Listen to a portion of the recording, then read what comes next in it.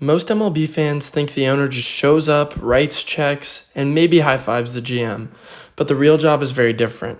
Today, we're breaking down what an MLB owner actually does, who they really spend their time with, and why that matters for payroll, stadiums, and whether a team tries to win.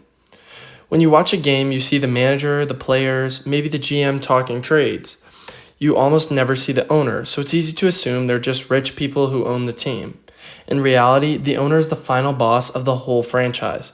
They don't usually pick the lineup, but they set the money, the strategy, the culture, and what the whole team runs on. First, they hire the people who run the team day to day. That means approving or hiring the president, the GM, and often the manager.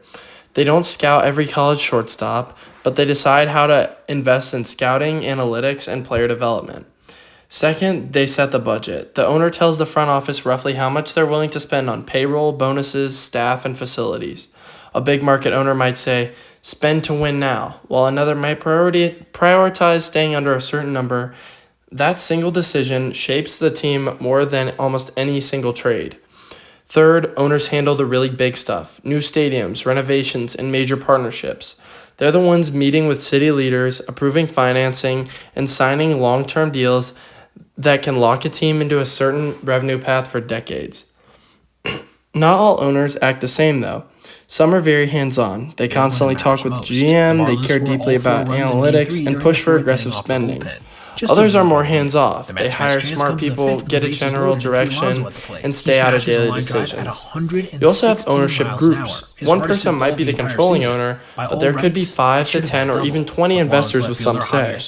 Larger groups can slow big decisions, but they also spread risk. Either way, the controlling owner sets the tone. Owners don't directly build rosters, but they strongly influence them by setting payroll targets and resource levels. They decide whether the team tries to outspend rivals, develop talent internally, or stay conservative. That's why some teams constantly push spending while others complain about market size. Owners also push for or against certain strategies, like going all in on analytics, rebuilding the farm system, or focusing on marketing and fan experience. Over time, those choices show up in wins, attendance, and how much the franchise is worth. Part of an owner's job is protecting and growing the value of the team. Most owners are billionaires or part of a billionaire group, and they think that, like business executives, they care about media deals, sponsorships, premium seating, and how the brand looks across the league. Even if a team says it's losing money, the long-term play is often increasing franchise value. Many owners make their biggest profit when they eventually sell.